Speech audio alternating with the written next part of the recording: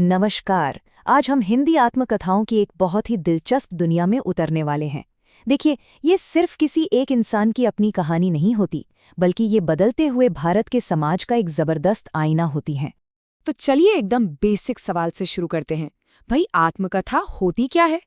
पहली बार में तो यही लगता है कि ये किसी की जिंदगी में क्या क्या हुआ उसका एक सीधा साधा ब्यौरा है। लेकिन जैसा कि हम आगे देखेंगे, ये बात इससे कहीं ज्यादा गहरी है। असल में हर आत्मकथा एक खिड़की की तरह है।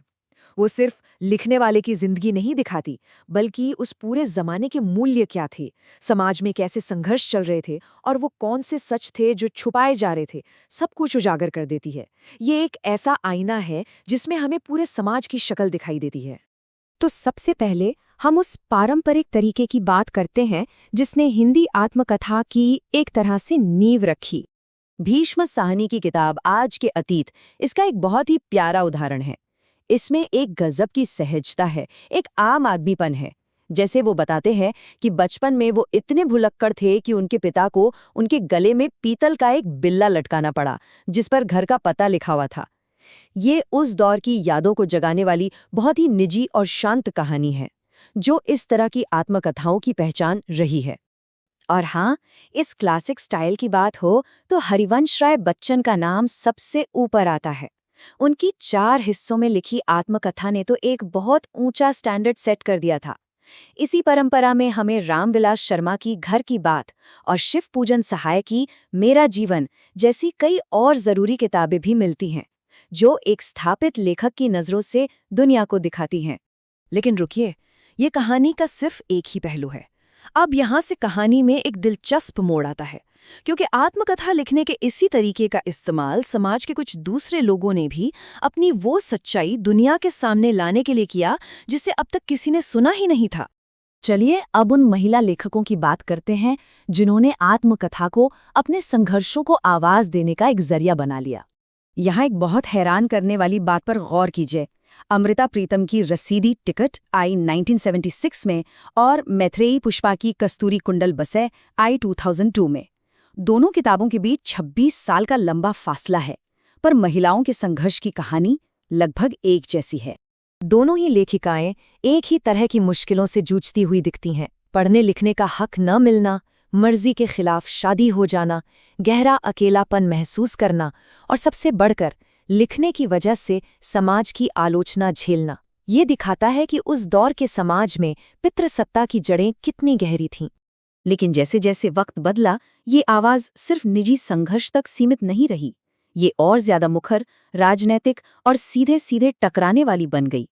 रमणिका गुप्ता अपनी आत्मकथा आबूद्री में राजनीति की दुनिया की एक बहुत ही बेबाक तस्वीर पेश करती हैं। उनका ये कहना कि राजनीति में समझौता और व्यभिचार रेप से ज्यादा आम बात है, सत्ता और जेंडर के बीच के रिश्तों पर एक बहुत तीखी टिप्पणी है। ये हमें राजनीति का वो चेहरा दिखाता है जो अक्सर पर्दे के पीछे रहता है। अब हम उस आवाज की तरफ बढ़ते हैं जिसने आत्मकथा को विरोध दर्ज कराने का एक ताकतवर हथियार बना दिया। ये आवाज थी दलित लेखकों की। इस बदलाव को समझने के लिए सबसे पहले जूठन शब्द का मतलब समझना होगा। जूठन सिर्फ बचा हुआ खाना नहीं है, ये उस व्यवस्था का प्रतीक है जिसमें सदियों तक दलितों को अपमानित किया गया। जब ओम प्रकाश वाल्मीकि अपनी आत्मकथा का नाम ही जूठन रखते हैं, तो वो उस पूरी पीड़ा को बिना किसी लाग लपेट के सामने रख देते हैं। पर एक बात समझनी जरूरी है, ये कहानियां सिर्फ दर्द और पीड़ा की नहीं हैं। ये उस मुश्किल सफ़र की कहानियां हैं जिसमें एक नई सामाजिक और बौद्धिक चेतना गढ़ी जा रही थी। ये आत्मसम्मान और अपनी पहचान बनाने की लड़ाई का एक जीता जागता दस्तावेज है। डॉक्टर तुलसीराम की 2 हिस्सों में लिखी आत्मकथा मुर्दहिया और मणिकर्णिका इसका एक बहुत ही जबरदस्त उदाहरण है। वो बनारस हिंदू यूनिवर्सिटी में अपने 10 साल के संघर्ष के बारे में बताते हैं, जहां उन्हें लगातार 9 दिनों तक भूखा रहना पड़ा। ये उस आम धारणा को तोड़ता है कि काशी जैसे पवित्र शहर में कोई भूखा नहीं सो सकता। और यही तजुर्बा उन्हें इस मार्मिक सच्चाई तक पहुंचाता है कि गंगा पापी का पाप तो धो सकती है, पर किसी की भूख नहीं मिटा सकती। ये एक वाक्य उस पूरी व्यवस्था पर एक गहरी चोट करता है जो पवित्रता को इंसानियत से भी ऊपर रखती है। तो जब हम इन सभी अलग अलग आवाज़ों को एक साथ रखकर देखते हैं तो हमारे सामने क्या तस्वीर उभरती है? तो हम ये देखते हैं कि लिखने का तरीका तो एक ही है, आत्मकथा, लेकिन सबके मकसद कितने अलग हैं।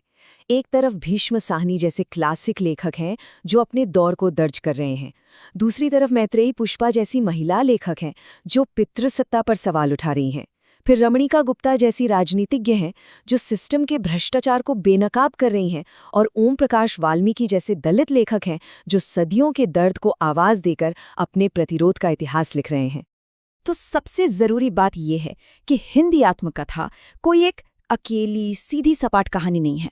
ये एक ऐसा मंच है जहां कई अलग-अलग और हाँ कभी-कभी एक दूसरे से टकराते हुए सच एक साथ मौजूद हैं। और जब हम इन सभी कहानियों को एक साथ पढ़ते हैं, चाहे वो स्थापित लेखकों की हों, महिलाओं की हों या फिर दलितों की, तब जाकर हमें आधुनिक भारत की एक ज्यादा गहरी, ज्यादा जटिल और ज्यादा सच्ची तस्वीर दिखाई देती है। लेकिन ये सब हमें एक आखिरी सवाल पर लाकर छोड़ देता है। इतनी सारी आवाज़ों के सामने आने के बाद भी ऐसी कौन सी कहानियां हैं जो आज भी अनसुनी हैं? आज भी किसकी आवाज़ हाशिए पर है? इस पर सोचना बहुत ज़रूरी है।